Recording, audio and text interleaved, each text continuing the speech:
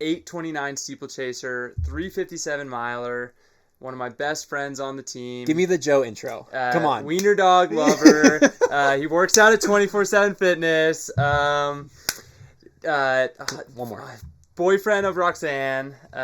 She's lovely. Welcome to the podcast, episode 8. We're going to call it episode 8. That sounds right. Yeah, episode 7 is Drew and Max. All right, let's kick things off. Who is your favorite and least favorite runner on the team to work out with, and why? That's brutal. Yeah. Why would I throw somebody under the bus like that? All right, we'll do your favorite one then first. Favorite person to work out with. Or maybe why is it me and your least favorite then? No, it's too easy to say you. I would probably I'm going to say Reed's probably my favorite person to work out with. He's got good energy and he's always like ready to go and willing to push a workout. I think also like I'm working out with you a lot in the track and I'm working out with Reed a lot in the roads. Yeah. And I think when I'm in a good flow state, I have so much more fun working out on the roads than I do on the track, because the track's just like constant suffering, running in a circle. Like maybe it's just a bad mindset, but it's like, this kind of sucks, versus like out in the roads. Like, and this is the same with racing too. It's just like, there's just so much like. Sounds like you should do a half marathon. Absolutely not. I'll go do Manchester again, but that's it. Yeah. Yeah, no, there's definitely a very different kind of relationship in workouts when you're running on the roads and you can kind of get in a rhythm versus like, every 200 exactly what you're doing versus you can kind of shut off when you're doing like road workouts. And it's funny how like when we did those like 4x2 mile repeats with Reed, it's such a different like burn, where it's kind of this slow, gradual cardio. And I guess that's why it's threshold work and why the track can be just like very grueling. If I know in my case, like if something's off, whether it's like my hips or like I have a tight hamstring or something, you get exposed really quickly on the track. So let's hear it. Reed's your favorite, and then who's your least favorite? Like who's the guy where you're like, one-on-one with, like he's not hitting a single split today? Probably Jermaine, because he makes fun of me a lot. Yeah, I figured you'd say that. Jermaine's a huge hypocrite because he'll tell me that I go out too hard for my reps. Right. Say we have to run a 62. I'm probably going out the first 100 in 15, 14, and then cruising a little bit, like not slamming on the brakes, but just naturally will slow down. And he's the first one to let me know, too fast. Yeah. You're running too fast. Yeah, exactly. And then he'll take it out in 13 the next rep. And then, it's just all over the place. So he's quite mean to me, but it's from a loving place. So I am surprised that you didn't say me, just because I think in the past like month there's been twice during reps where you've like yelled at me.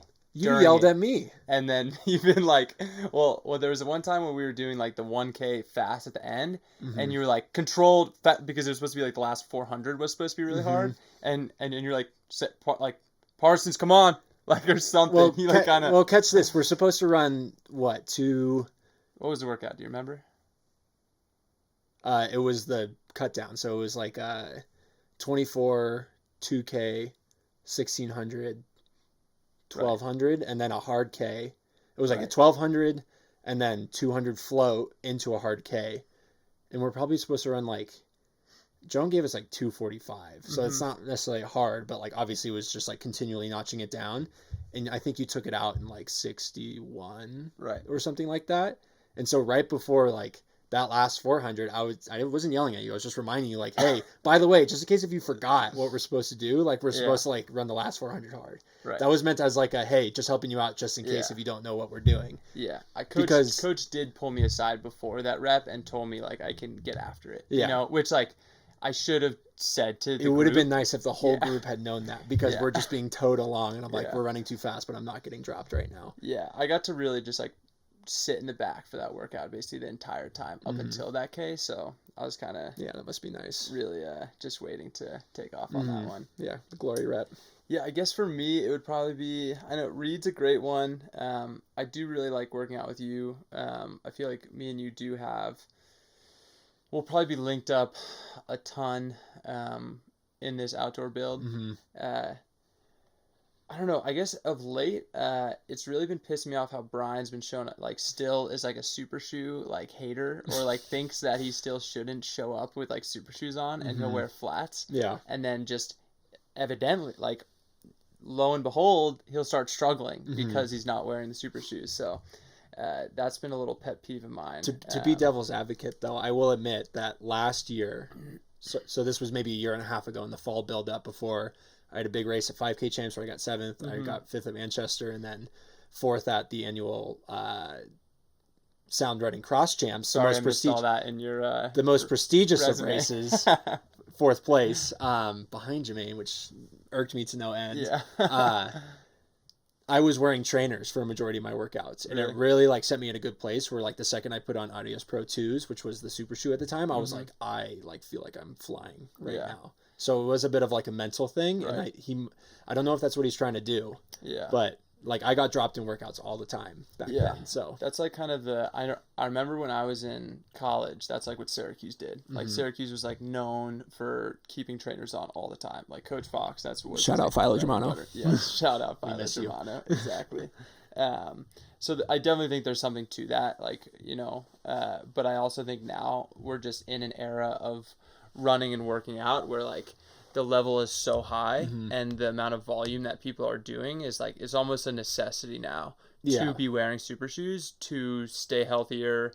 And in order to like handle the volume, like I feel like Goose the other day, like we had a long run tempo scheduled. It was yesterday, right?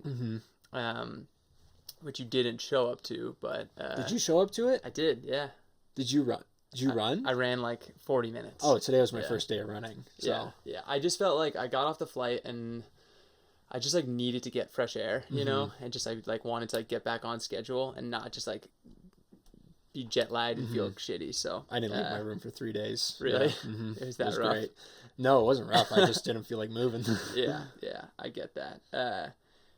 But yeah, Goose wore super shoes the whole time, and he like finished the long run. And you know, the long run that Coach Hunter loves to give us is like 30 minutes, kind of regular pace. You know, anywhere between 7-minute pace to 6:30 pace, and then 30 minutes at moderate. So like 6-minute pace to like 5:45, and then the last 30 minutes, kind of at like a more tempo 5:20 if you're feeling great, 5:10.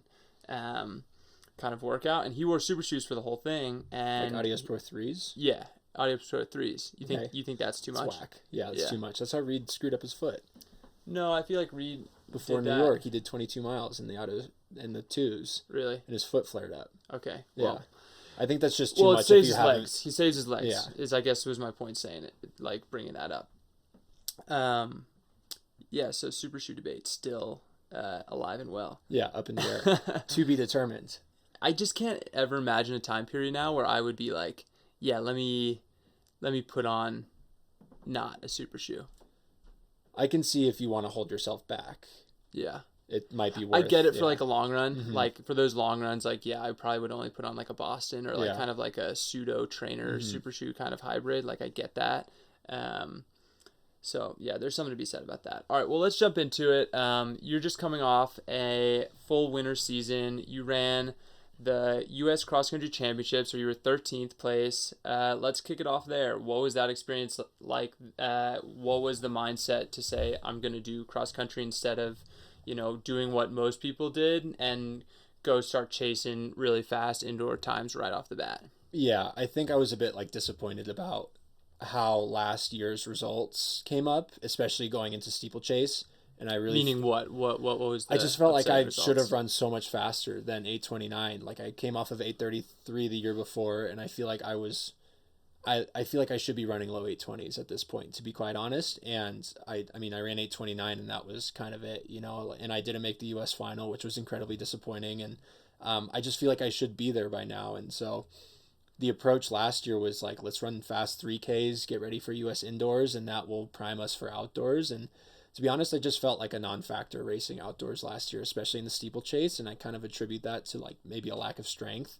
My hurdling was great, so I don't think I had too many problems there, or at least it was decent enough to where if I was strong, like I should be efficient over those barriers. And yeah, I mean, you certainly, in the races that I watched of you doing the steeplechases, you know, you're not like losing steps, you know, like there's some guys where it's like you see them go over barrier and then they have to like surge again. For sure. You know, and there's definitely a difference. I was just slowing down during the race, and I attributed that to a lack of strength. And so this year I really wanted to prolong the fall training as long as I could, just because I felt like that threshold type stuff was really good for me, considering my results at Manchester 5K champs and the Sound Cross meet in 2021. So basically, like, I just wanted to run as much as I could going into one race or going into a couple of races with as much like base work under me, and hopefully that transitions to being just stronger over the steeplechase this year, which I think I did. I really do think I achieved that.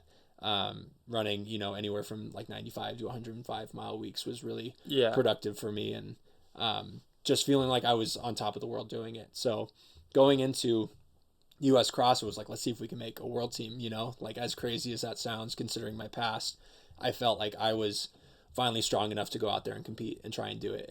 And I had a pretty big chip on my shoulder going into it. So that was the goal, you know. What was the chip? What do you mean? Just like where did that chip come from? Like, why was there a chip on your shoulder? I think I take a lot of confidence. I take a lot of confidence in like my preparation. So I felt like I was working harder than I ever had before, running in the weight room, just small things. I felt like I had been doing so much that I couldn't help but think that like I was preparing myself well for it, you know? And I think that's like kind of the key to my success, is like the more I can take confidence in my preparation, the better I am. So that, you know, if I can handle the higher mileage, if I can handle lifting more and maybe lifting a bit heavier, if I can handle these certain things, then I should probably do it, because it's going to help my mind just as much as it's going to help my body. For sure. I definitely think that you set the tone in terms of like who's working the hardest on the team this winter season. And kind of at the start of this year, like you said, you know, you were clicking off like 95, 100 mile weeks, like more consistently than anyone else. Like, I mean, unless you were sick, like you didn't miss a single double, you know, like I don't think that you were ever skipping any of your weight room sessions, you know. I might have missed one or two, but sure. As we all do, like push it a day or something when you're not feeling 100%. But like, I definitely felt that, and I definitely wanted to match your work ethic. So like, I thank you for that 100%. I appreciate that. So like that sort of work ethic, and then you go into these next, and then you have this amazing base, everything's clicking, you know, US Cross, you run great, you put yourself in that pack. You fell off in the last 2K. I feel like a lot of that is just experience, you know, like those guys up front just have an immense amount of talent, you know, and it's just like, it's going to come with more time and more preparation. And I think that like something that I think that you didn't have going into that race, two things I'd say is like, I felt like you didn't do a lot really on grass ahead of that race, you know? And then two, I felt like you didn't do a ton of like VO2 Max stuff. And like VO2 Max work is such different than threshold work when it comes time to really race. Absolutely, and really have that last K or 2K and really be able to like last, where it's like the threshold is going to be that base that's going to get you through kind of the beginning and take you through the race in the bulk of it. But when the going gets tough and you really have to then kind of go into those next gears, that's kind of what I feel like is the thing that you never really touched on. And I think none of us really hit on it that hard this indoor season. And I think that's kind of why, as a team, as a whole, our results were a little more lackluster than I think any of us would have really liked. But I think that also comes with like Coach Hunter's master plan of like, yes, February is great to run fast and build confidence. But at the end of the day, if we're not running well in June and July, if you do run good in June and July, no one remembers unless you want a medal, you know, in indoor season. Even if you did win a medal, people forget, you know, like how many people know who was on the world US indoor team last year, you know, like before last year. Yeah, I know. Well, you know everything. You bought a city. You're the guy that bought the Citius Mag shirt and the NJNY hats. I won't tell you how many Citius Mag shirts I bought. There you go. 5th year in college. I know, dude. We are definitely. I think both of us are pretty OG Citius Mag.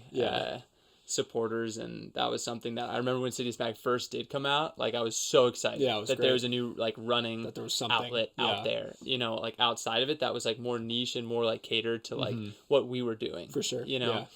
But as I was saying, with that big build up, then you go and run 13:39 in the 5K, 38, which was an 11-second PB for you, but still far from what you know you wanted to. I know you talked to me beforehand and you really wanted to run sub 13:30, you know, like I think the goal was to be in those 13:20s, like all the training leading up to it. And I think as I found over the years is like 5Ks are unforgivable, and it's something where you really have to be firing on all cylinders in order to really do what you want to do in a 5K.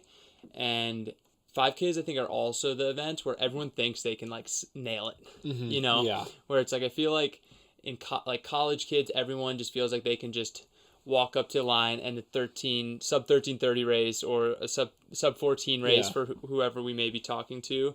Is just gonna like happen because you ran a good mile or because you ran a good cross season, you know, where a lot of the times you fall short. Like, tell me about that race and that kind of feeling of like, yes, I took this big step forward, but it's still not quite where I want to be. Yeah, it was, I think a lot of it had to do with my mentality about the idea of running a 5K. And as you said, it is unforgiving, like you said unforgivable. Yeah, 5K is unforgivable. I hate that event. It's unforgiving because because it's such like a rhythm type race. But at the end of the day, when you're trying to run sub 13:30, you know, especially in my position, like I just feel like sometimes I'm running with like a hand tied behind my back with like, you know, whether it's talent or maybe just like not as much experience within these faster races, but everybody thinks that you can just like find a rhythm, and in reality it just feels like a 3K and you just got to keep going. Well, indoors specifically, it's like kind of, I know there's been times in a ton of indoor races I've experienced where it's just like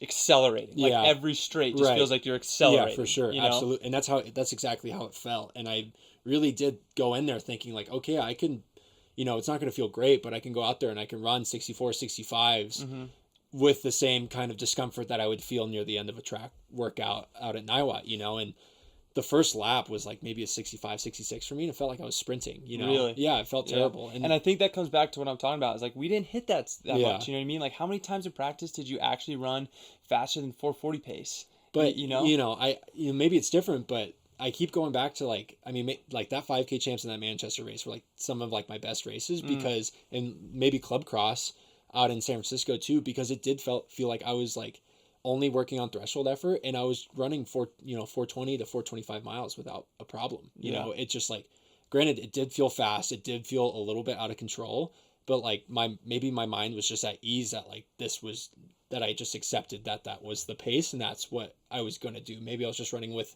a bigger chip on my shoulder or something like that, or maybe I just didn't expect that maybe I just knew it was going to be hard regardless, but you know, like I just ran so much faster at these like road races, which are supposed to be slower off of like, you know, not breaking 5 minutes for a threshold mile all fall. Yeah. And so it's just like going into this race and like doing this kind of high volume work, you think that kind of takes care of it, but you are right. There is some rhythm that needs to be in there. And it's just difficult when you go into a race thinking like, all right, I can probably feel pretty comfortable, at least through like, you know, the first couple K. And then at this point you start moving up a little bit. And then you can, you know, that last K, you can start like really going to work. When you can't even go to work on the first K, it's defeating, you know. And for me, like, I guess maybe I have like a little bit more of a hindrance on an indoor track in general, just because we didn't race indoors in college. Like we raced at UW a couple of times, but 200 meter bank tracks are like my kryptonite at this point. Like I never feel good on them. I hope to feel good on them one day. Like if I want a full indoor season, I need to like do 2 or 3 before I go for the big one. Right. So, well, it's interesting how you see some people smash indoor season and then never quite get it in outdoor season. You know, it's like some people are really good on the indoor track, you know, where they don't have to deal with wind or elements or, know, like weather, or, you know, there's different types of runners for everything, you know, like they're like, depending on how you run, it can be a greater effect on the body. Like I know that in my indoor races this year, like I came off the indoor track too, and like my body would be like pretty wrecked after these races, you know, and it was like, it took longer than it should have to recover after every single indoor race I ran this whole season. And I don't know if that was a lack of just having spikes on or whatever it may be. Like the fitness was obviously there, but the body still wasn't completely like fresh as I would have thought coming off those races. And I guess it is just coming off like a hiatus period and then having to then get back into those high caliber races. But last but not least, or I guess last and least, was very much the least. Yeah, is coming off this 10K at Sound Running. You were really excited about this one, I know. The 5K indoors, it was. Right. Yeah, I agree. Nailed it. Still a little jet lagged from my travels. 10K at Sound Running, 29:13. really rough day. Did not get anywhere. 29:12. Was it 29:12? Why did I ran 29:13 I at US asked you these Cross. questions right before we started this podcast. I think you're and jet I got lagged, both of dude. them off. Put some respect on that 29:12. Yeah, so 29:12, way off from what you wanted to be and the level of runner that you expect from yourself. And I guess I just wanted to like dive into it where it's like you were nailing the build up, like we said, like 95, 100 mile, doing everything right, nailing everything, doing everything you're supposed to do, getting to bed on time, all that good stuff, eating right, and then you still have an awful day. Yeah. That's just awful. Awful feeling. Top 3 worst races I've ever had. And it's just like, how do you deal with that sort of disappointment? Because certainly everyone, and I'm sure everyone listening, has had that same sort of experience at some point in their running career. Yeah. Where everything's going right, you think it's going to be your day, and it's just not. Yeah. Well, I think ultimately the reason why like it was such an awful day was because like I had a blister develop on my foot around 3K in, and it was on the like my left foot, and it just felt like I was kind of running with like a peg leg. Throughout like the whole like last 7K, which sucked. It's a long time. It's a long way, and that feel good. it definitely like took me out of my like rhythm. But to be honest, I wasn't really. The most disappointing part was I wasn't really in much of a rhythm in the first place. It was like that 5K in Chicago, where running a 66 to a 68 just kind of felt like too quick, And maybe that was me getting in my own head of just like not accepting that it's gonna feel like a rat race the whole time. Because again, like. Like in my head, like 10K is just like a little bit slower like version of the 5K where it's like you're just in this rhythm and you're just flowing and you're just like zoning out. But like I just could not do that from the start, and that was really difficult for me. And it just started falling apart more and more as things kept popping up. And then eventually, I'm like basically fighting for second to last place, and it's just like, well, this sucks. So, but how do you deal with that? Like mentally, where were you at after the race? Like you obviously were incredibly dejected. Yeah. I think, how do you get back going? Like we have a whole outdoor season to get after now. You have big steeplechases. You want to run. Like how do you switch it back on? Yeah. Don't get me wrong. In the moment, it's like incredibly embarrassing to like run that kind of race in front of like there was a huge crowd. Sound Running did an excellent job. Yeah. And like putting on that event, awesome. which was great. Like the fast heat of the 10K was awesome. Like I was cooling down on the infield to watch. My friends were there from California, from Santa Clara, and it was super embarrassing to like walk off that track. Like I even like forgot to like say hi to them after the race. That's how much it sucked, Like I was just totally like enveloped in like my own sorrow. I think I took a bit of a Jermaine approach right after the race where I just started making fun of myself a bunch because all I could do really was just like try and laugh about it because I knew it wasn't indicative of anything that I had done the past, let's say 5 months, I was talking about this with Teller yesterday. I looked it up on Strava. Since I think I started training September 26th essentially for US Cross, but we extended it to the 10, 3 or 4 weeks later, 5 weeks later. In the 22 weeks that I ran, I missed 2 days. One from food poisoning, one from illness, both easy days. So shout out Chipotle. Shout out Chipotle for giving me food poisoning. Especially shout out to those Boulder cooks. The one on 28th Street, I'm never coming back. You have lost my business. It is a crazy concept. Like everyone eats at Chipotle, and it's like just like high school kids just like cooking up meat. Meat for you that probably learned like a week ago, and we just have full faith. I ate it and I felt bad immediately. It ruined me. But I only missed one day because of it. So let's say like I missed like 30 miles total, like from like going easier the next day. I ran 1,996 miles in like those 22 weeks. So I averaged 90 miles a week for 22 weeks. Yeah. Like that does not go to waste, like you have to like take into account that like all the work that you did like doesn't always have to like accumulate just to this one day. Like I'm not a marathoner. I'm going to race again in the, at this point in May 6th on a, 7 or 8 weeks. Like I'm gonna race again pretty soon. Like none of that has gone to waste. Like I'm still a much better runner than I was 22 weeks ago. I'm a much better runner than I was last year. Like I know what I'm capable of. I know what I've done out like on my workouts on the track. Like I know what I'm like capable of doing in a race on the track. Like the chip in the shoulder is still there. Granted, I got like roundhouse kicked in the jaw a couple of times, and so that's the advice is then you just stay true and know that it's there. Stay confident that like what you did wasn't all for nothing just because one race didn't go well. And to be honest, like the whole reason why, again, like what we talked about, the whole reason why I did cross, the whole reason why I wanted to do the 10 was I just wanted to keep extending that idea that I can convince Joan that I can run 105 miles a week and she won't bat an eye about it, like that we can keep doing a lot of threshold training, and that that was going to be the race plan, the training plan that she was going to set out for me. High volume, high mileage workouts, lots of training, heavy weights in the gym. Like, I don't think I'm like necessarily more tired because of it. I don't think it's like hindered my racing.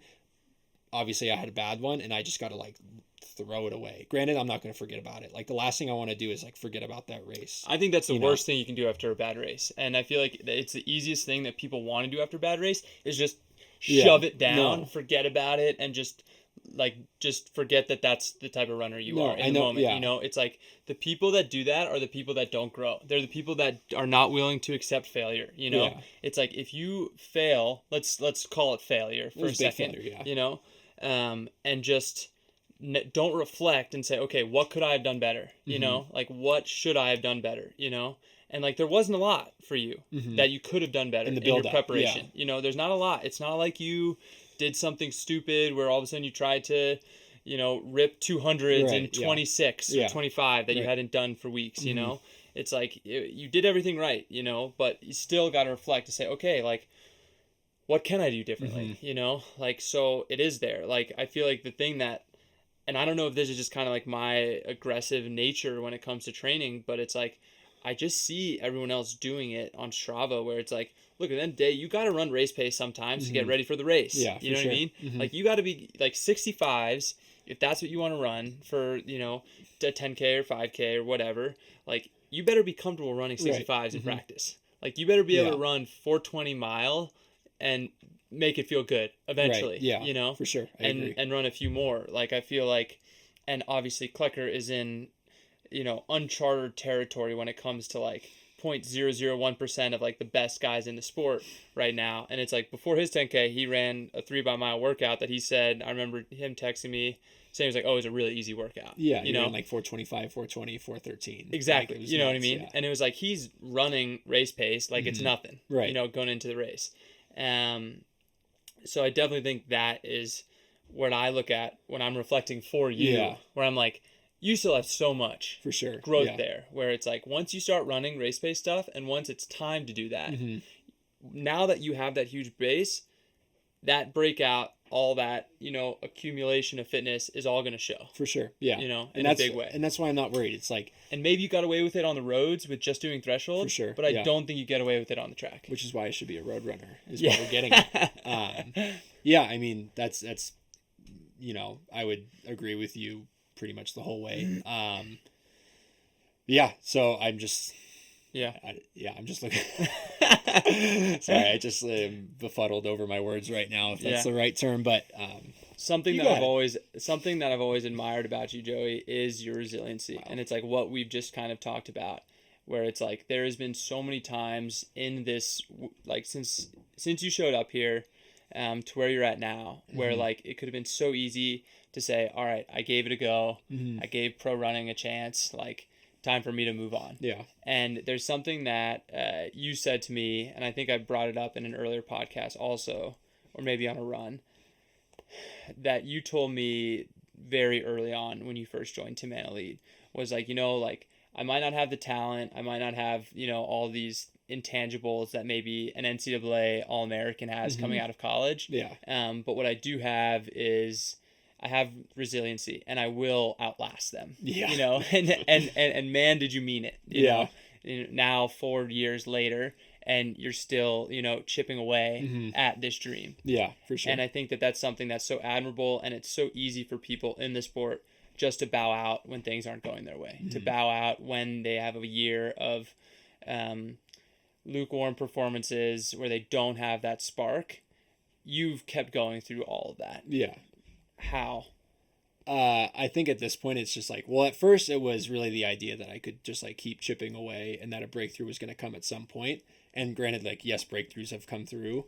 But as I keep going and as I keep improving, like, I just want more. And I think I'm just like too stubborn at this point to quit. And it's like, it's great, in the past couple of years, because there have been way more good races than bad races. I feel like the first 2 years it was like bad race, like it was just me getting my ass kicked constantly. It was super embarrassing. It was like I did feel like nobody respected me at all. Granted, a lot of it mainly just from insecurity that like I didn't really even like respect myself in the sport. And at this point, like now I feel like I'm a little bit more of like a veteran, so to speak. Like I'm not always in those like big time races, not even like the domestic races. Like I'm not always in the first heat, but I feel like I just like have established myself as someone that should be competing at this point. And I think I've hung on to that as like, okay, you've made a step up from like constantly like getting your ass kicked in heat 2 to like now you're like in the fast heat of these races, and like you're showing that you can compete. You know, you have like, I feel like I have these like little sparks of brilliance or excellence that like just kind of keep me coming back. You know, like for example, UW 3K last year was like that little spark of brilliance that like I can keep up with some of these guys if I like show up to the race in shape with a good mentality and like just kind of keep my head straight, you know, because that's been a big problem the past, 4 years is like keeping my head straight in some of these races. So, really it's just stubbornness at the end of the day. Like I'm almost going to turn 28 in like 4 months, and it's like I should be retiring by this point. Like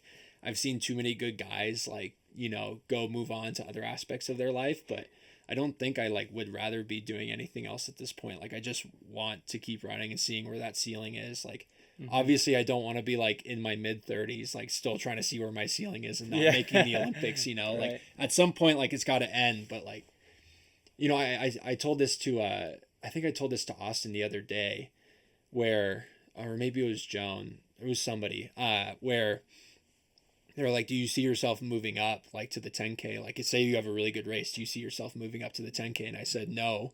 Like, I was talking to Roxanne about it, my lovely girlfriend. Yeah. She's like, do you see yourself moving up? And I said, no, like, to be honest, like, yeah, I think I could run 2750 right now, which is like, what, like top 25, top 50 Americans all time? Like, I ran 955 for a 2 mile in high school. Like, what made anybody think that I can run 2750 at this point and be in the top whatever of anything, right?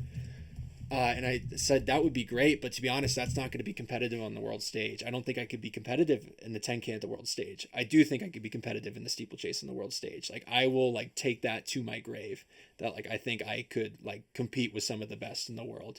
Maybe I'm not fighting for medals, to be quite honest. Like that's ambitious to think. We'll cross that bridge when we get there. But I do think I can compete to be in the top 3 in the US, and like I will ride that out until I find out, So some of the older guys are, on their way out. There are young guys that are just as good, if not better than some of those older guys. But I know experience in that event is very crucial and very important, and I'm going to be doing it for quite some time, to be honest. And I want to be one of the best in the country. So that's probably why, like, I just like have this, like, for absolutely no reason, belief that like I could be one of the best in the US in the steeplechase. It's like, that's always something that, you've had that about yourself, like where it's like, even though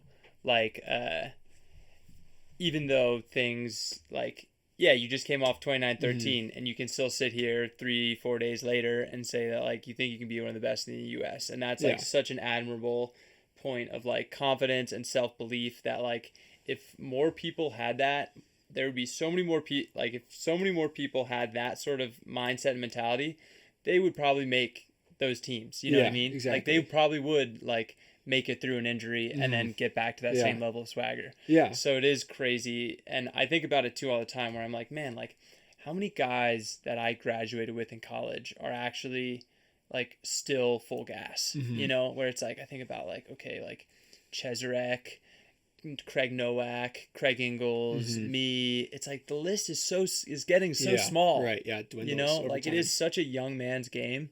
So it is something that like you lose sight of it really quickly. To bring up that point, like I just watched the Full Swing documentary on Netflix, and they were interviewing somebody. I think it was Dustin Johnson. He was like, "Yeah, I started my pro career in like 2007 or something like that." Right. I'm like, this guy is still going. Like, could you imagine like if people had like the financial stability to run for 10 to 15 years? Like Jagger in that New Gen video is like, I'm in my 15th year of running professionally. It's like, dog, if like some people had that kind of like A, like mental bandwidth, B, the financial support to keep doing that, we would have some like world beaters. Yeah. Because like the US is like obviously like very good at distance running. We just like don't always have like that kind of like that infrastructure to like keep a kid out of college to keep running, to keep a really good kid out you of haven't college gotten a penny from USATF, for like you don't know fun that from like a funding standpoint. You No, know, I haven't. Like Yeah. USATF gives like it's a rich get richer type of thing where it's like if you are top 5, then you might get like $20,000 or something. And some health insurance, So and then you it's get like, the grants in totally. the summer, which like Yeah. I mean, granted, that's what keeps those people in the sport. Like it's very important because we can't expect that everybody's made out of money, you know. But it definitely would help that some of these like young up and comers, like say you get top 10 at NCAAs, and all of a sudden you get like a $1,200 stipend per month to keep running for a year, and then after that, if you don't have a contract or if you don't have something in place, then they take next steps, you know. But yeah, it really is like I feel like it's what I've done is no different than like what a lot of us on this team have done. Like what makes you think that you could have been top 10 at Europeans, you know, European indoors, European outdoors? Like, I don't know, like I feel like you've gotten to a level that like you've like ascended beyond what expectations were for you out of college. Like you were a almost all-American 10K runner, almost all-American cross-country runner. What makes you think that you could like even think about competing for a medal indoors? Like how do you go into that? Like what gets you to that level? Yeah. Like serious question. Like what do you think has gotten you there? I'd love to know so I can apply it to myself so I can actually start racing well. Yeah, I mean there's certainly like the resiliency aspect where it's like like during like after I made it to Worlds in 2019, like I still felt like that was a ton of like imposter syndrome being there that first year, and then coming off that with like an Achilles problem for then seemingly like 2 years, like it would have been really easy for me to like bow out at some point during that period to be like, oh yeah, I did exceed all expectations. I made a world team, you know, like it's like I was like I was like 42nd twice in the cross country, and that was my like one big dream and goal. Yeah, is like, can I be an All-American in college? Like that was it, you know, for sure. But I think it is the type of thing where it's like, it is so important to constantly be like reshaping and reforming your expectations and like forgetting about that runner you used to be sometimes. Like it is so important to reflect and cherish how far you've came. Yeah. But at the same time, you have to bury it. Yeah. You know, because, I agree. Because if you keep holding that on, like if I went into any of the races I did this indoor season, whether it was like the BU race or the Millrose Games or European Championships, and I was like, man, I was a 10K runner in college, you know, getting dropped, you know, like, and just scraping for that second team All-American spot. Like, yeah, I would have competed pretty bad. Yeah, like, you know, I would have done much worse than that because I would have just been happy to be there. And I think that's been a huge secret, I would say, is like you need to forget that you're like bad, that like they used to be like not as good. You know. Yeah. And it comes with just like I think a ton of learning, you know. Like I think that I've been such a sponge the past year when it comes to like what other people are doing and like being aware of like the rising tide in the sport. And I'm so grateful that I get to be a part of this running renaissance right now where the times and the expectations and everything is so high. Right. You know, like even Millrose this year, you know, like I was 8th place and I was very upset after the race because I didn't have the gears the last 200 meters to like go with Jordy Beamish and Dylan Jacobs, you know, who are both amazing runners. But that's my expectation. And I'm like, those are like, so Dylan Jacobs, he's a blue chip recruit, you know, like A-lister, Foot Locker. Did he win Foot Locker or top Probably, 3 at Foot Locker? You know, like he's bona fide professional contract coming up.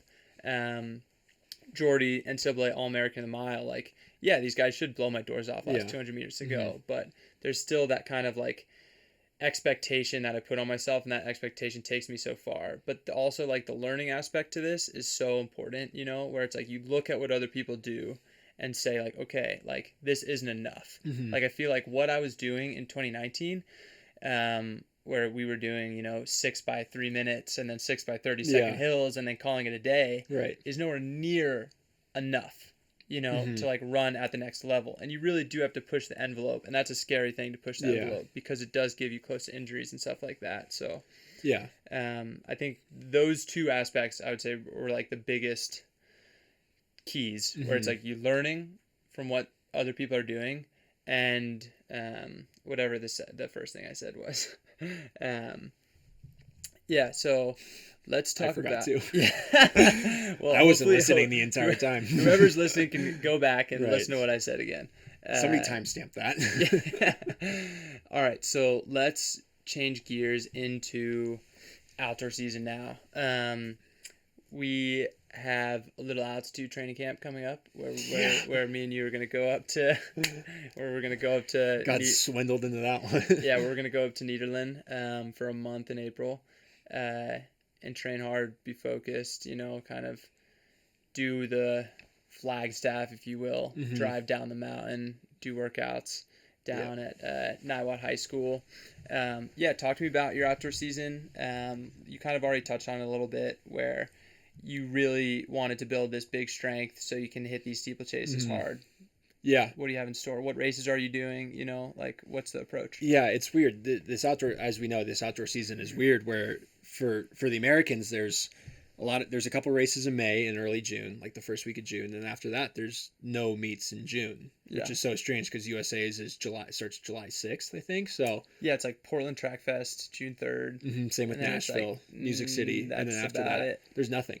So I have 2 races on the schedule right now. It's the sound running May 6th, and then the USATF Distance Classic May 26th. Did you see the sound race in May 6th? Kind of announced all the festivities and stuff. We're we're the main performance. I don't know if you know this, but we're going into entertainment now. To help we're gonna get on stage. Yeah, we're gonna get on stage and do the whole thing. We're the band. Tinman band. We're gonna we have the drum from the Tinman tour. Yeah. We are the have you seen it Semi-Pro where they did a little halftime? Drink with everyone too. Yeah, they saw us in our heydays. I have a good joke. Pretty good beer die players. Hey, stop interrupting me. I have a good joke. In Semi-Pro where they're also the halftime entertainment? That's right. That's us. Yeah. We're going to dress up in the little shrimp and giraffe costumes and do the little dance on the floor. Oh, man. In the middle of the track. That's how we actually get free entry into these races. Yeah, that's how I get... We can't afford to pay this $50 entry fee. Oh, I still pay the fee. That's how I get in the meet in the first place. Well, Ray just sends me back an invoice. Right. So I also have to pay it. I thought that was going to be a perk of having an agent, where they would at least cover race expenses. But... Too real. Yeah. No, so 2 races, May 6th and May 26th, both steeplechases. So I'm kind of I still don't have a U.S. standard, as I have never had, minus an indoor meet. What is it this year for steeple? They haven't even come out with it yet. Perfect. So Way to go, USATF. As we have expected. So I'm assuming it's going to be probably 825, I would say. So if I run anywhere around 825, I'm in. I honestly think 829 will get me in. But I obviously want, the goal this year is to run under 820. I think I have such a huge base under me. I think my approach this year with doing my hurdle drills, my hurdle routine, ritual, whatever, as well as I haven't talked to Joan yet about working out, but really I want it to be more of a 5K type of approach to working out. So doing a lot of workouts with you, I feel those really clicked and resonated with me last year, where I felt just super fit. Between the hurdles. Going out 61 for Ks, it's going to be beautiful. It'll be nice. In reality, I talked to, I told you this already, but I think it's important. I think it's kind of cool to share that I talked to Danny Lopez at USA's last year, right, who was an Olympic steeplechaser in his own right. And I was like, what did you do for workouts if you're the only steeplechaser in your group, or if you're just working out with other guys? He said, I set up 5 hurdles on the track, and whatever workout they did, I did the same thing, except I just alternated laps going over hurdles. Yeah. And that is nuts. He's just running 5K pace with these guys. And he was an Olympian. So that's what I'm doing this year with you. 61s over hurdles every other lap on the track. So.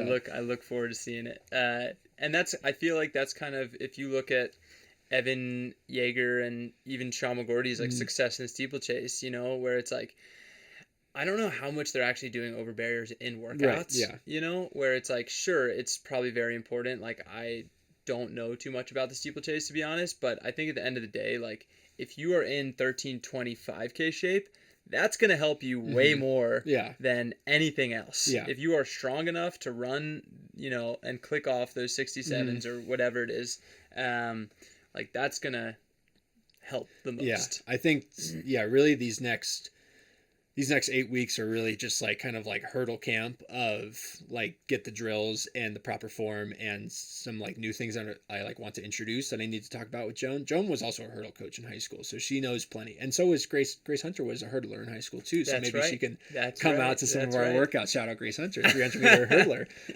It's Drew Hunter's sister. Every time I talk about like a drill with coach, she's like, I did that with my high school athletes. I'm like, perfect. So I'm gonna run sub 820 this year. And so I just like kind of have like a routine established that I really want to go in on, just like limber the hips and get the form going. And then after that, like really it doesn't matter whether I run over hurdles or not in workouts. Obviously I'll be doing a certain routine a couple times a week, but really it's just like, you got to be smart and strong up here, like in between the hurdles. So that's really where I want to be. Like, I really want to be pushing myself in workouts with you. Again, this is a conversation I need to have with Joan. So Joan, if you're watching this, please cover your ears. I just, I want to be very fit in between the hurdles because I know I'm efficient over the hurdles. And I feel like last year we kind of had that little bit of transition where I told her, hey, like I want to do more 5K like type workouts. Right. I don't feel like I need to hurdle as much because that's not really like my priority at this point. And we kind of did some of that, but we also did a lot of hurdle stuff that I feel like really left some like workouts to be desired. Obviously, like you finish them, I was like, that felt great, that was good, but when it came to race day, I feel like there was still something a bit missing. So I learned from that, and I really want to have that like be applied to this summer. So I'm really excited to go to both those races with you. Like I'm also planning to what are you doing this year, man?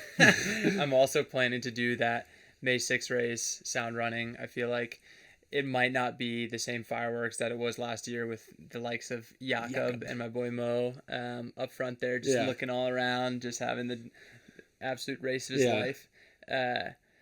But I still think it's going to be a great race. Like I assume where OAC goes, it's going to be fast. They're like sponsoring they're hosting the meet. it, so it's like at this point.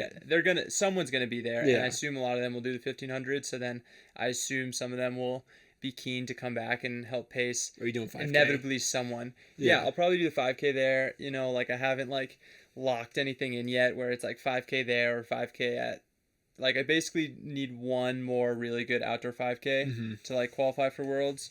I want to get the timeout right, kind of like what you were saying. Is like I just don't want I don't want to leave any chance. At the end of the day, like if I can run. It's funny because the world standard is 13:06 this year, and then the Olympic standard is 13:05. So they really notched it down there. I don't know why they just didn't say 13:05 across the board for the next 2 years and just set the precedent. But that's the standard, and it's one where it's like I feel like I built this great base from the indoor season to run 13:12, 7:39, and then kind of unexpectedly go to European indoors. After, like some really sad stuff happened, like us finding out about, like Reed's wife, Christine, having stage 4 cancer. That was like a huge roller coaster and emotion for all of us, sure. like hit us all through the heart. And, Reed's, I think she went through her second round of chemo recently. And they're out in Minnesota at the Mayo Clinic right now going through all of that. So we all definitely were running with some pretty like heavy hearts and like a lot more like stress, where it's like Christine's one of our close friends. For sure. You know what I mean? Like it's not just like Christine's wife, it's like Reed's wife. Reed's wife. And it's like she's an amazing person and just like a light in this world for all of us. And I think that also was like something that when we got that news, like I think that hit all of us hard. For sure. And like was something where it wasn't something where all of us could all of a sudden just like go like rip races all of a sudden, and like certainly for me, like I felt like after just basically like not being able to finish runs, just like in tears, like thinking about it, running by myself, I just was like, there's no way I could fly overseas right now and like for race German at a champs. national championships for sure. German champs. There was like no question, like emotionally I could have done that. And my body certainly was telling me that too. Like I tried to do like that long run that we talked about at the beginning where we like progress every 30 minutes. And I got to that last 30 minute like shtick and I ran like 5:30 for 1 mile and then right back down to 5:40. Right. And then I just remember like looking at my watch and it was like 6:05. Is that the one we did at Lagerman? No, this is me by myself back at home Got after it. Millrose games in New York. Okay, yeah. After New York. Because I dropped your ass on one. Yeah. Oh, gosh. That was bad. That was a horrible day. That's what I'm saying. I came off these races feeling so shitty, man. Yeah. Like, yeah, we worked out together. That was the worst run I've had in a minute, bro. I don't drop you a lot, but when I do. Holy crap. Yeah, that was bad. Yeah. And Connor dropped me on that workout before, so that's definitely an untapped strength territory for me. For sure. But that was a cold day in hell, quite literally. It was freezing. Like my face was frozen. I didn't I took my I took my tights off. Yeah. So I could really get moving for the fast part, and my legs just froze. Meanwhile, I'm standing there for 10 minutes waiting for you to get your tights off without taking off your shoes. But oh, that was bad. Yeah, Millrose seemed to really do a number on you and Drew. Post race Drew was sick, so Drew probably shouldn't have even raced Millrose, and certainly shouldn't have raced outdoor championships or indoor championships USA's. That was really tough to watch him going through that. Drew's had kind of like what you said, he's kind of just had a hand tied behind his back now for longer than he would like, where it seems like he got sick and then it lingers and it just sticks. It's the way Drew's coughing before practice and stuff just sucks to hear. That sure. Mucus that just will not get out of his lungs. And I don't know if I got a little bit of that rooming with him at Millrose, and then the news about Christine, it just wiped me out. Sure. And then I talked to the German Federation, they're just so incredibly supportive. I'm so grateful for them. And I basically told them, I was I just laid it out, what I just did for all of you. This is what's going on in my life. I'm my legs are not there. I'm not coming to national championships. I'm really sorry. I never want to pass up on an opportunity to be there and get the German running fans excited. I had a ton of DMs and messages on Strava and stuff being can't wait to see you race for the first time and stuff. And that stuff is so heartbreaking. Good job, when dude. all of a sudden you can't go and do that, because broke a kid's heart. Yeah, right. Hopefully get to make it up outdoors. But then all of a sudden they basically said okay, well, we support you 100% and we'll just see for Europeans what happens at German championships with qualifying and stuff, if we select you or not.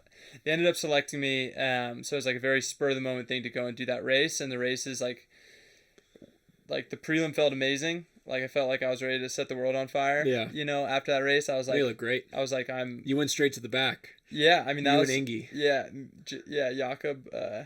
I just knew what he does. I've raced him so many times now, and I've watched enough of his races where I'm in prelims, he goes right to the back and stays out of trouble.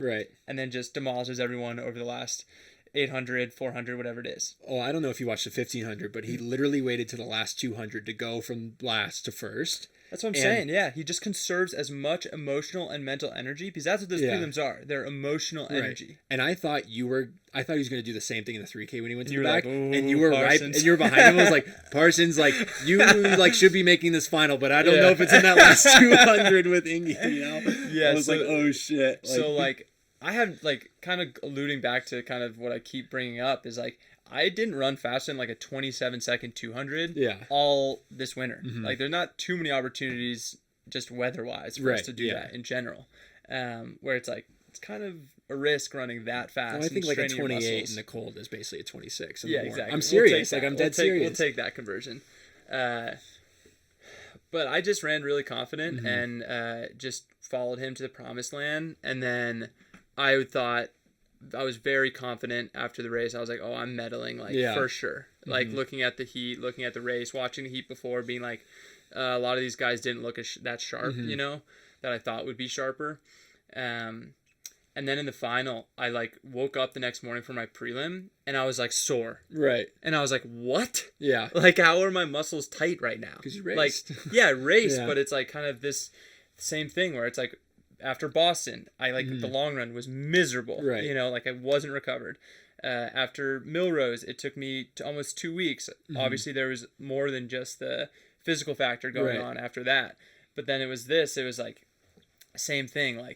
How are my calves wrecked right now? Yeah. So I kind of was just conserving in the final and just hoping I was gonna get at the end and ready for my legs to pop, which it wasn't the race, and I gave it everything I had, and unfortunately it wasn't there. yeah, when Jakob runs 3:55 for his last mile, you know, like it's a hard thing to match, right, yeah. you know, and it took a sub 4 last mile to medal, you know, and I ran 4:03 last mile, so I'm so proud of the effort. And it's kind of like what I tell you, you know, like all the time, where it's like, look, like no matter how you race and like no matter what the outcome is, like whether it's really great or really bad or mediocre, like I would say that race was for me, like you have to be proud of yourself for the effort. And like that would be my biggest advice for anyone out there that's racing.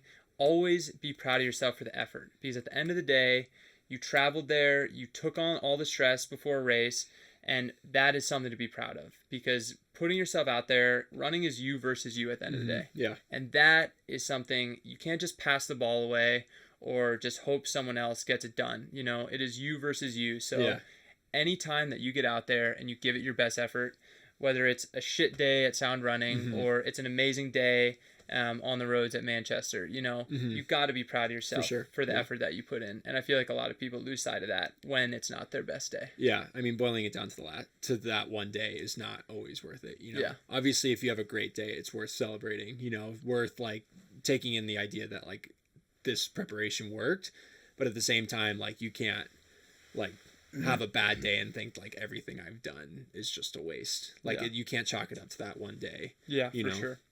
Yeah, so that long tangent, I'm going into the outdoor season very excited with that base, you know. Did you get good points from that race, from I had the final? The point system I think is so stupid for so many reasons. Just because like I do think that should have been weighted more than my Millrose race in some respects. Yeah. But the Millrose is more points, and you can only take one indoor race. Interesting. Okay. For a 5K race. But you ran faster at Millrose, so it works out in your favor. Right. Yeah. So, sure. So you shouldn't even have gone to Europeans in the first place, is what you're saying. Yeah. You know, like I felt like I once I found out that I know. Once I found out no other Germans were going in the 3K, that made me feel even more responsible to go and like have representation there and have like the German fan base be able to watch a 3K and have something to cheer for sure, you know. And like that also had that sense of like pride to like get it done for that.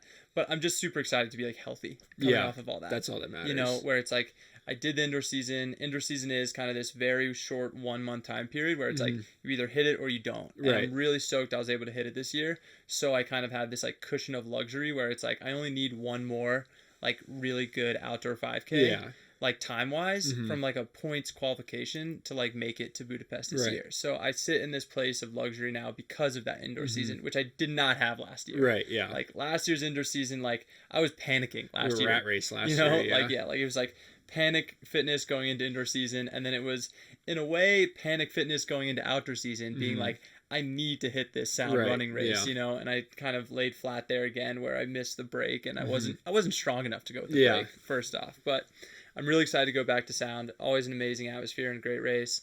And then I'll do a 15 or 5K at one of the two, depending on how it plays out. Yeah. And then I'll ship out to Europe. My sister's getting married in France to a nice man. I'm in. Alex. Yeah. Max is actually coming. He's doing the wedding videography. So that's going to be fun. We'll have to film like a France. I'm sure my sister will be fine if we just leave the videography and he does like a day in the life like workout video. Day in the life of training during a wedding. During a wedding. My sister's getting married and I did 20 by 400. Max is a videographer, so we're gonna double dip a little bit. We should do another European Summer of Fun in June. Yes, but that's what I was gonna get at, is like, so I'm gonna be in Europe in that time period in June. Basically all of June I plan to be in Europe, and I hope to be able to do some diamond leagues like Oslo and Lausanne when I'm out there. And we had that amazing experience last year, for your first time being out in St. Moritz. We trained together. Another time I've suckered you in to come and train with me at altitude. Didn't take much. And that was a huge bucket list for you, I know. For sure. Was to get out there and do those races. Like, tell me about that experience, you know, being in these kind of little dinky races in the middle of nowhere. And you didn't even know what races you were doing before you even like left, basically. Yeah, I left with zero schedule or itinerary. I don't know if that's me sucking or if that's just the nature of it. Like, but no, Brad Ewer, who works under Flint Sports, did an incredible job of just like making sure everything was organized. And I finally got to meet him at 5K Champ, so I'm indebted to that guy for there was some blind faith there. Yeah, there was a huge blind faith. I was on a bus from Budapest to Croatia thinking like, I hope I'm in this race because I'm not really sure, it's a 5-hour bus drive. Yeah, it was incredible. Like I've always wanted to travel the world, and coming out of college, I thought that running could be a potential way to do that. A cheaper option of a way to do that. And it was just so much fun just to like, it was a great way to just be present because I couldn't like speak half the time. Like I couldn't always express like, I couldn't like, I don't know how to put it. Like I kind of felt like I was just like a passenger of just like exploring a country where I like can just like be a fly on the wall and just see everything that was going on. And it wasn't like necessarily about like me. This wasn't my trip. This was me just like experiencing things beyond my scope of understanding of what I typically would not see. And so I thought that was really cool where it's like, I didn't speak the language of any country, like even if I went to Spain, I probably couldn't get by that well with my Spain. I could get by, but like not great with my Spanish as like, you would with German when we were in Switzerland and Germany, which was great. But it just like was really nice just to like be so observant of everything that was going on. Yeah. And, I'll never forget that. And it was cool to race too. Like some of these races were dinky, like that steeplechase in Budapest was like a dinky ass race. But hey, I got to Budapest before you did. So, that's right. Yeah, it was just like such a cool experience. And then like it all culminated again, like Brad coming through, getting me in a 2K steeple in a gold label race against El Bacali and a couple of other really good guys that like I now know. Huh? It was insane. Crazy being on the starting line. Yeah, with like that level. I don't say I won't. I'll chalk it up as like it's Ollie Hora's definition of racing El Bacali, where I was in that race, but I was not racing him. Like, that's Ollie Hora's definition of racing.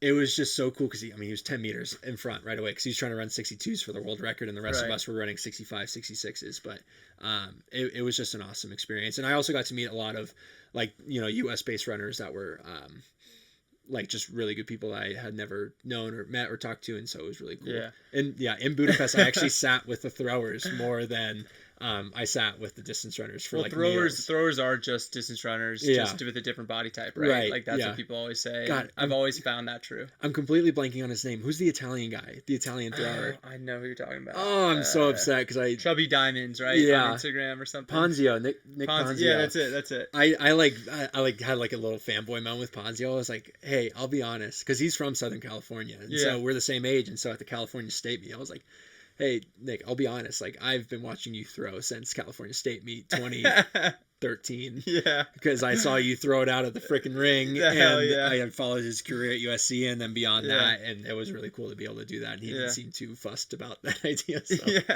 And then the other guy that I didn't even know was standing next to him was like the world bronze medalist, the world silver medalist. I forget his name. I was like, oh shit, like I should have been fanboying over that guy. Great guys, the throwers. No, so. That's it was something, a hell of an experience. It's something that I cherish so much, and I feel like when you're in Europe, you kind of band together with people a little bit more. Where you're like familiar, someone that you don't know maybe like friendship wise, but of them, so you then get together and meet and inevitably party afterwards and do some stuff. So that's something I love about running, and I feel like that's when you're overseas like that, like that's what you really get is you kind of like get everyone kind of coming together. Like at St. Moritz, it's like show up at the track 9:30, and there's gonna be 10 pros that you know of or at least know their results, and they're gonna be going out for easy runs and everyone's cool, like just link up with them, so I feel like that like solidified like a good like friendship between like a friendly rivalry between us and On, even though On's like killing it right now, and like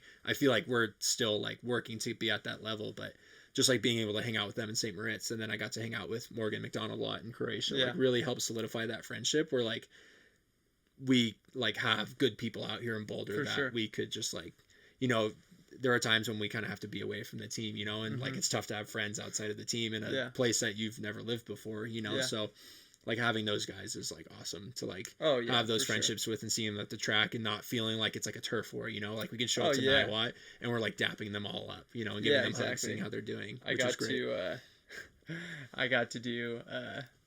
I should have brought this story up with or maybe it would have been a bad memory just because I've never actually talked to Klecker about it.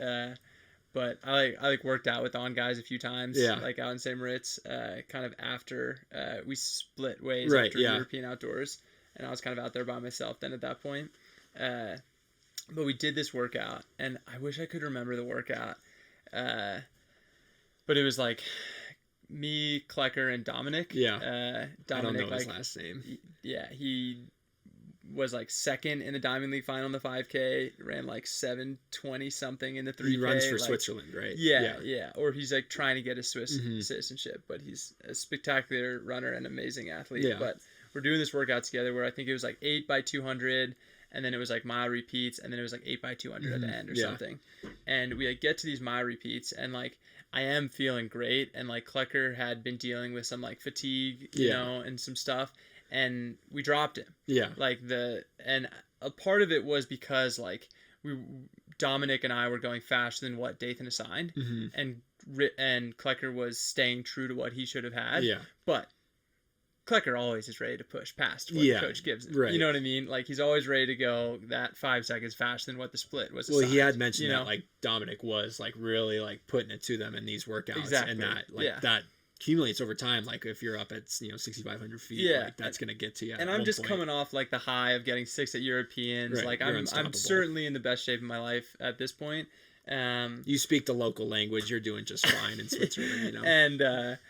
And like I went to go like dap up Klecker afterwards, like after we had dropped him in the mile repeats. And this is, I don't think I'll ever drop Klecker ever again in a workout. You know, like if anything, he's definitely gonna get his revenge on me this next summer in St. Moritz. But he just like I like go into like hit his hand, and he's like holding his shoes, and he just like hits my hand with his shoe in like frustration. And I was like, yep, I deserve that one, because he invited me to work out with them. You know what I mean? And then all of a sudden having like me and Dominic pushing the pace, like I would have been fucking pissed. Yeah. Like I would have been pissed too. But that was just a little Europe story. Yeah. But let's talk about that real quick. What are we at time here? With like 70 minutes. We've been here for a while. All right. Well, if you're still listening, you're a real one, and you're gonna hear us ramble just a little bit more. And I guess we'll try to go through this quickly. Okay. We'll do 5:10. We have to move on. All right. Perfect. 10 minutes. The state of all right. I feel like the state of Boulder, Colorado running has changed so much since when you first came here, and not just Boulder, Colorado, like professional running scene, but also in Flagstaff and across the board. Like if you look at the teams and what they were and what they shaped up to be when you first came out here to what they are now, are completely different. Like the landscape has completely changed, and it just goes to show the turnover in this sport is crazy. And it goes back to talking about kind of your resiliency in the sport and how you've stuck with it. OAC was not here. Like Team Boss was just starting, and like they had like Nick Harris, Trip Hurt, Morgan McDonald, like on their men's team. Morgan wasn't even out here when I came out here. It was like Emma, Aisha. It was kind of just some good friends all training under Joe Boss. Maybe? No, she was still with Colorado and Wetmore. Like it was like they were thin. Yeah, like they were. Sorry, they were a small team. Yeah. That's a horrible way of putting it. I apologize. They were a small team. I'm so sorry. I apologize. And then, there was Hudson Elite, which was kind of like the staple team that everyone watched their Instagrams, like a hawk. They were on their way out for sure. They were deteriorating with Hudson, kind of jumping all over the place with Ali and his coaching at the time. Roots Running was like kind of this Noah Droddy and the development guys, like all like building up, and like now they're in such a state of like, they are a legit team, like marathon team, like crushing it. Like I know they had some great performances with Frank and those guys at the 10K. Like they just have built their team out so strong. They're great, like 10K to marathon team. Yeah. And like they even have good performances like in 5K. And even Douglas is running 357s. Like it's his freaking job, like that kid's due for a breakout, which I'm really excited for. But they're across the board, they're doing great. So and then I even look at it where I'm like, with the other teams where I'm like, Under Armour. That wasn't a thing. Or maybe it just started. Right. That wasn't a thing. Like Under Armour? But are you kidding me? But like Mission Baltimore has had a spectacular season. Like they are the breakout team of the last 6 months, without a doubt. Okay. Jacob Thompson, Neil Gurley, silver medalist. Under Armour in general, because there's like Mission Run, Dark Sky, Mission Run. I'd say the Flagstaff team, just specifically, just for the moment. Like Like, for sure. Like Dark Sky Jacob for sure. winning, Half championship. Sharon Loketti, Marathon. Marathon. Like everyone is just ripping it, crushing it. Yeah. Lalo joins and runs 13:10 first day out, gets second or third at USA's. Like they're smashing it. But look, like if you look at Mission when they first launched their team, you know, like with Pat Casey and Blake Haney, like they have a completely different team now. Right. Yeah. From when they launched. 100%. Like there's very few people that are on their original team launch than what they are now. And you could say the same about NAZ Elite. You know, like NAZ Elite was like Fable and Rory and stuff. And it's like, it's crazy that our team has stayed pretty much the same, you know, throughout. Any other observations with that? I think really it's just like brands are realizing what happens when you dump a bunch of money into the sport, like like set the precedent. Like we are just, I don't know. I do know where they get all the money because it's like just their apparel is so popular in Europe, I feel like, and their shoes are so popular in general. I mean, we saw it when we were in Europe. It was like, I mean, we sold a ton when I was working at Boulder Running Company. Like all I had to do was say like it's a good airport shoe, and they were selling it. You know, like it wasn't even a running shoe per se. And now that they have good running shoes, you like can put it in the suitcase like this. Yeah, it's selling even. look, you see this? I mean, like they've just dumped so much money into the sport. Not even just like with their athletes, but like with it. Just seems like that Dathan can go everywhere, and that's just a part of like a huge budget for Dathan. My voice is cracked like 6 times in this podcast. Like they're shelling out money for this team to be successful, and it shows. Like they're sponsoring meets, like the brand's name is out there, like, and it's just like I feel like it's been great to see that. It's just like continually getting those returns. Like they are getting so much popularity right now, and it's showing. I see frat boys at 24 Hour Fitness wearing the On shoes, and I'm like, dude, you see these Adidas SLs are way better. No, but like, and I feel like NAZ did a full revamp and started dumping a ton of money into their team, which is great. Like hiring Culpepper as the coach. I don't even know if they like dumped a bunch of money in their team. If it was more just like reallocating the money. Maybe, yeah. That's probably it. And I feel like Under Armour dumped some money into their team. Under Armour definitely reinvested because they just signed a ton of people, and Puma too. You know, and Puma too. And then NJNY. You know, not around anymore now. Empire Elite, I guess you could say. It's just crazy how much the sport has changed, kind of in this such a short time period, and it really makes you think like OTC. Not a thing anymore, you know? For sure. Like, or I guess rebranded now with the new gen guys.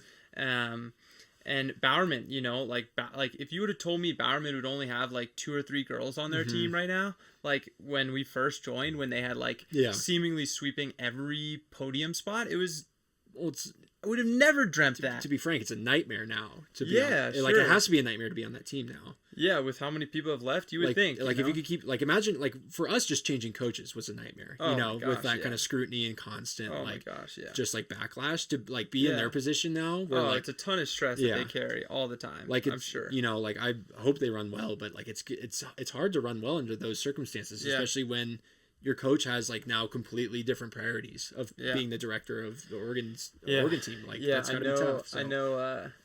And we can segue this now with showing some love to a few people. I don't know if you thought of anyone. No, I have a couple people. I like to always show a little bit of love on these podcasts to someone else out there, and I wanted to show some love to 2 people.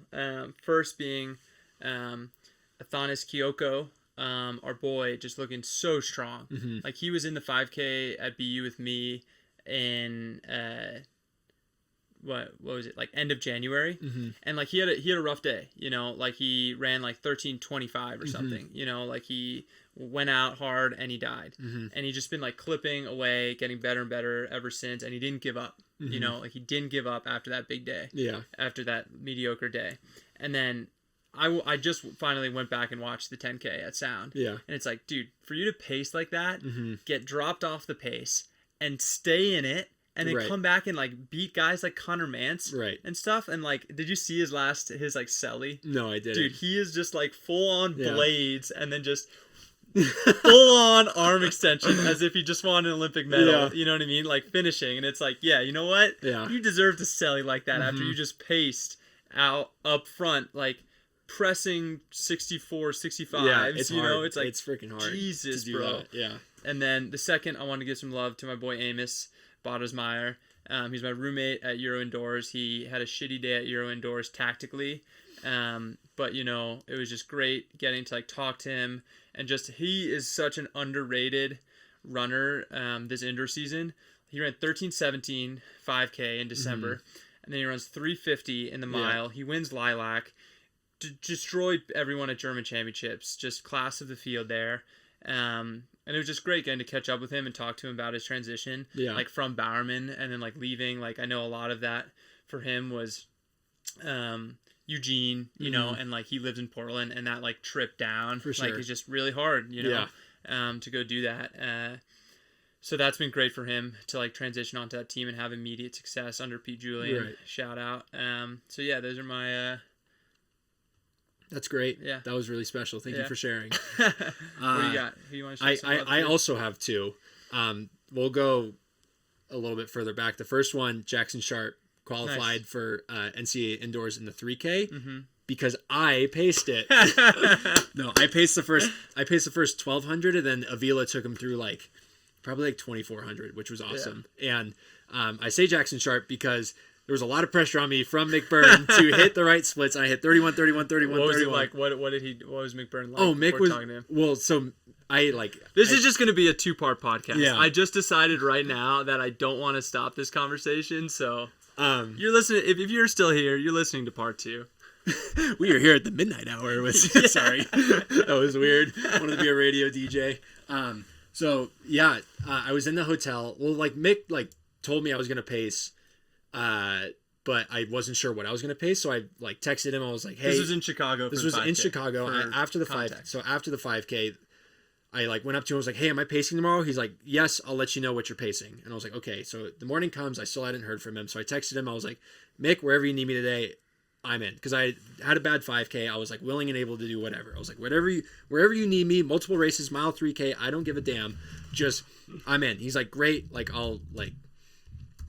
He's like, great, sounds good, be on this bus." And so I go down to get on the bus, and he's there, and he links me up with the director of ops / assistant coach. And he's like, "What do you think? Joey's got what do you think he can do?" And the guy was like, "Well," or the assistant coach, I forget his name, unfortunately, also a super nice guy. He was like, "Well, we do need somebody to pace Jackson for the 3K because he's pretty much the only one in the race." What did you have to take him through? We had to take him through right under 410 was what we wanted, and then go a little bit more. He's like, "Well, we need him we could use somebody for the 3K, or we could use somebody for the second heat of 3K. We just need to have somebody somewhere." Mick's do you think you can run 408, 409, and then hang on for 2K? And for some reason... Ooh, 2K. Yeah. For some reason, he was like, "How are you feeling?" I was like, "I feel okay." And then I don't know why I decided to have all the confidence in the world at this point. But we're still going. Yeah, we'll just cut this part out. I looked this man dead in the eye, Mick Byrne. I looked Mick Byrne dead in the eye and said, "Well, I broke 4 the day after running a steeplechase, so I think I can do anything that you give me." I said that, and he was like, "Cool, you're pacing the fast heat." And I was like, perfect, fast heat, 2K, you got it. Immediately, I was like, "I regret this." Yeah. Mick Byrne is an intense dude, and I remember getting recruited. I talked to him a little bit, before Wisconsin, and I remember just being like, "Yeah, this isn't the coach for me." So you took Raleigh Geiger instead, and then I took the sweetheart Raleigh Geiger instead. But yeah, so I paced through 1200, and Avila said he wanted to take him through 2K, so I was like, "That's fine. I'll take you guys through 12. I'll hop off because I don't feel great. Then you can take him through 2K and beyond." And I nailed it, and Avila nailed it, and Jackson Sharp came and brought it home and ran 744.1, which was half a second under the 16th fastest time. So he closed in 58, so he did a great job. Yeah. And that made me look really good. So shout out Jackson Sharp. He's also a great guy. TME watch list, as you used to say. Hell yeah. I love to have that guy on the team. He's a good presence. Is he a senior? I don't know. He might be a junior. He's still kind of young, I think, but he's such a great presence, and he's quiet. He's like Cam almost. Every Australian's like Cam at this point. So yeah, shout out to him. And most Australians aren't quiet though. Yeah, I guess so. Ollie has a big mouth, you could say. So you're supposed to laugh. It's supposed to be a joke. It's funny. I like Ollie. He's a great guy. Good friend of the pod. What was the second one? Second one's Ben Flannigan, because I saw him in Chicago and he had a crazy indoor season. He had some crazy highs and some crazy lows. Yeah, but I got to talk. They just raced a lot for sure. I think that just catches up. Yeah, no, that's definitely what he said. He said he was a bit burnt out, but he was gonna reset and be ready to go for the 10K. So I talked to him in Chicago where he said that, and I talked to him at Sound in the 10K, and both times coming off of very awful performance at the 10K, lackluster performance at the 5K. The dude was just so supportive and so high energy and like that. you. Yeah, he's like the mayor of a track meet. Like after I talked to him, he was talking to like 15 other people that I had never seen in my life. So this guy's just like such a personable guy, like very humble person. Like he's an NCAA champion, you know, he has all the reason to like be a dick and like not like talk to people. But even before his race, he was talking to everybody, chatting everybody up, and it was just really cool to see. Like, and it's as somebody who like has like a tough time feeling like they belong in the sport sometimes, not as much now, but definitely like back then, it's always great to see the people that you watched in the NCAA just like be such like humble and like great people. So Flannigan's always been that kind of guy to me, which is great. So shout out to Ben Flannigan. He lived up to the very nice track club name, I guess. He is very nice. That's a good point. All right, let's I don't know, maybe let's wrap this up here. We could with a little NCAA rundown. We'll keep this short. We'll see. Let's do some picks and some sleepers. Thank you, Sam, our editor, for sitting here this whole time. Thank you, Joey, for joining me straight after dry needling and sitting down with me for this 2-hour you owe me dinner now. Saga.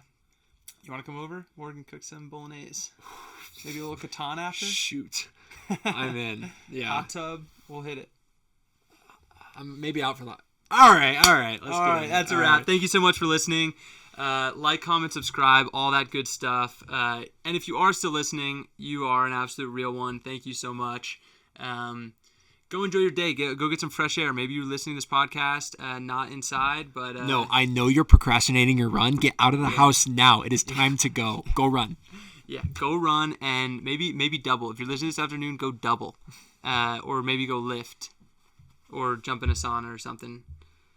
All right, that's it. All right, bye. Bye. Jesus Christ, man. That was 2 hours. Okay, hear me out. We do this